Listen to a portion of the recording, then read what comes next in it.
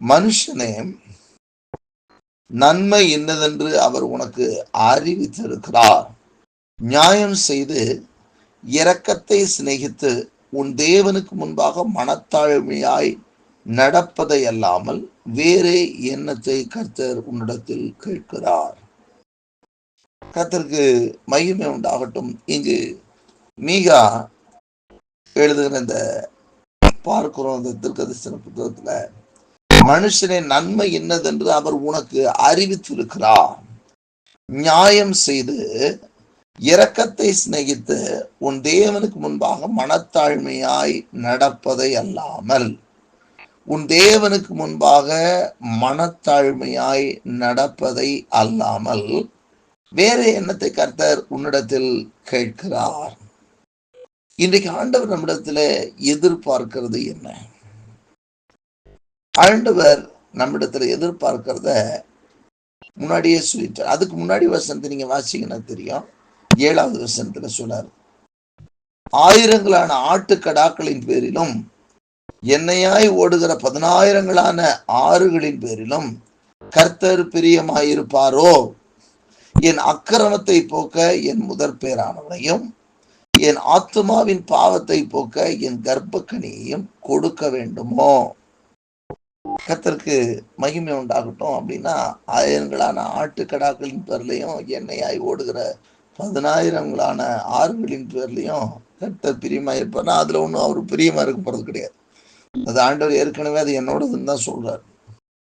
இப்போ ஓசியாலையும் நம்ம வாசனை தெரியும், பலியை பார்க்கிலும் இரக்கத்தையும் அப்படின்னு சொல்றார். அப்போ இன்றைய நாட்கள்ல ஆண்டவர் நம்மிடத்தில் எதிர்பார்க்கிறது என்ன? நியாயம் செய்கிறவர்களாக, இரக்கத்தை சிநேகிக்கிறவர்களாக, தேவனுக்கு முன்பாக மனத்தாழ்மையாய் நடக்கிறவர்களாக இருக்க வேண்டும் என்று ஆண்டவர் நம்மிடத்தில் எதிர்பார்க்கிறார். நியாயம் செய்கிற ஒரு கருவை நமக்கு உண்டான என்றால் தேவன் நீதி உள்ள நியாயாதிபதி. அப்போ இந்த உலகத்திலே நியாயமானவைகளுக்கு நம்முடைய செயல்பாடுகள் இருக்க வேண்டும். நீதி நியாயத்தை தேடுகிறதாக இருக்க வேண்டும். இரக்கம் கண்டிப்பாக இந்த பூமியில நமக்கு இரக்கம் உள்ளவர்களாக இருக்க வேண்டும். ஆகவேதான் இயேசு சொன்னார், இரக்கம் உள்ளவர்கள் பாக்கியவான்கள், அவர்கள் இரக்கம் பெறுவார்கள்.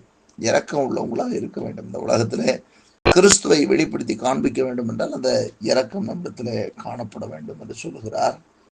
கடைசியா அவர் சொல்றதை பார்க்கிறோம், அவர் தேவனுக்கு முன்பாக, உன் தேவனுக்கு முன்பாக மனத்தாழ்மையாய் நடப்பதை அல்லாமல், உன் தேவனுக்கு முன்பாக மனத்தாழ்மையாய் நடப்பதை அல்லாமல்.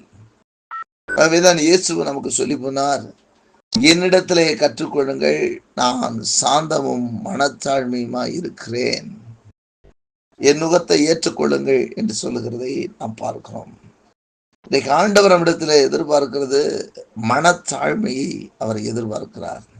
ஆகவே அதன் அடிக்கடி அப்போஸ்தலனாகிய பவுல் எழுதும் பொழுது எழுதுகிறார், மனத்தாழ்மையை தரித்து கொள்ளுங்கள், தாழ்மையை தரித்து கொள்ளுங்கள்.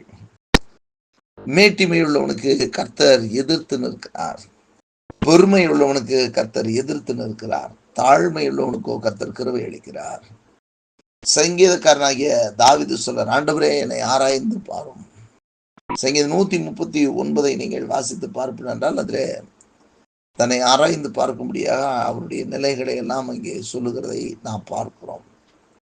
நம்முடைய வாழ்க்கையில தேவனுக்கு முன்பாக மேட்டிமையாக அல்ல, பெருமையாக அல்ல, ஆண்டவருக்கு முன்பாக எவ்வளவுக்கு எவ்வளவாய் தாழ்த்த கற்றுக்கொள்கிறோமோ அந்த அளவுக்கு கர்த்தர் நம்மை மேன்மைப்படுத்துவார்.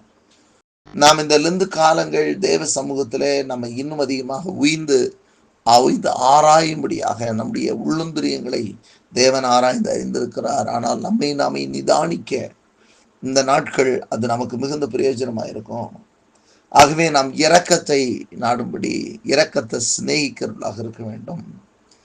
அதே போல் இந்த நாட்களிலே ஆண்டவர் சொல்லுகிறபடி மனத்தாழ்மை, எந்த அளவுக்கு நமக்குள்ள மனத்தாழ்மையை வளர்க்கிறோமோ அந்த அளவுக்கு நம்ம தலைகளை கர்த்தர் உயர்த்துகிற தேவனாக இருக்கிறார்.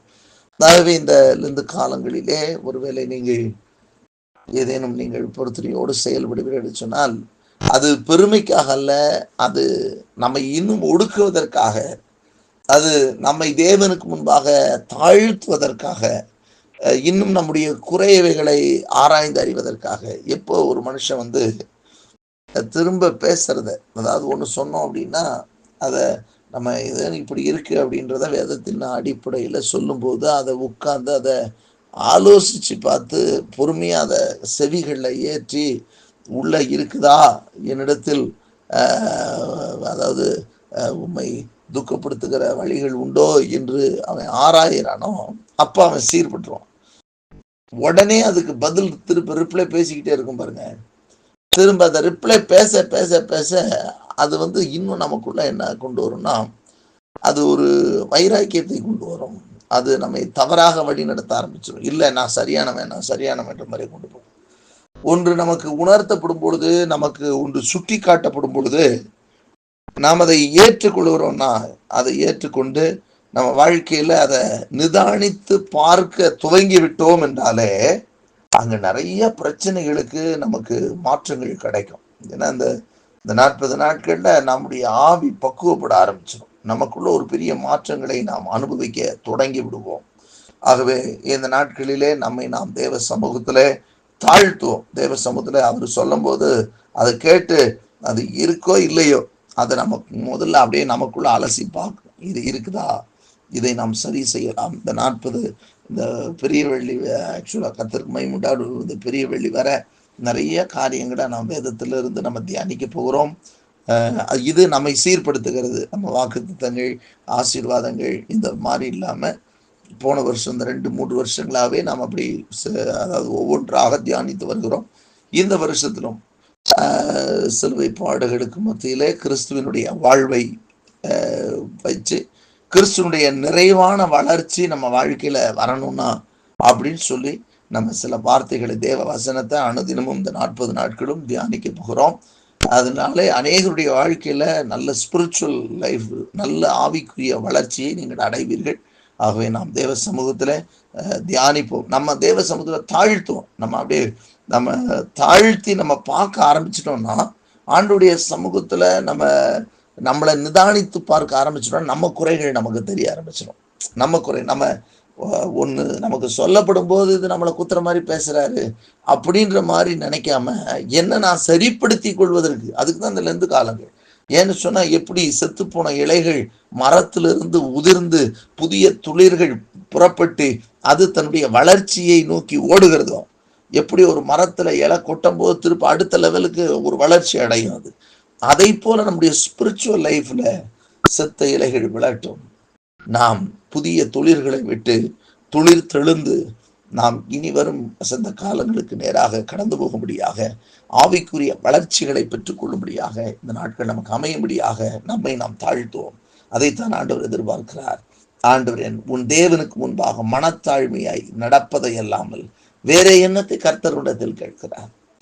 ஆண்டுடைய சமூகத்துல இரக்கத்தை சிநேகித்து உன் தேவனுக்கு முன்பாக மனத்தாழ்மையாய் நடப்பதை அல்லாமல் வேற எண்ணத்தை கர்த்தருடத்தில் கேட்கிறார். இன்னைக்கு ஒரு வேலை சில காரியங்களுக்கு இவ்வளவு நாள் கொஸ்டின் பண்ணிட்டே இருப்போம். ஆண்டவர் ஏன் எனக்கு செய்யலை, ஏன் இது நடக்கலை, ஏன் நான் எல்லாருக்கும் செய்றீங்க, பாவிகளுக்கு செய்றீங்க, அவங்களுக்கு செய்றீங்க, எல்லாருக்கும் செய்றீங்க, எனக்கு ஏன் செய்யலை இப்படின்னு கேட்டுக்கொண்டே இருக்காம, நம்மை நாம் உய்த்து ஆராய்கிற, நம்மை தேவ சமூகத்தில் கிட்டி நெருங்கி சேர்வதற்கு நம்மை தாழ்த்த தாழ்த்த அநேக காரியங்களை கற்றுக் கொடுப்பார். நாமும் அவரோடு கூட வளருவோம். கிறிஸ்துவனுடைய நிறைவான வளர்ச்சிக்கு நேராக நாம் வழி நடத்தப்படுவோம். கர்த்தர் நம்மை ஆசீர்வதிப்பாராக. ஆகவே கர்த்தருக்கு முன்பாக, தேவனுக்கு முன்பாக மனத்தாழ்மையாய் நடப்பதையே தேவன் எதிர்பார்க்கிறார்.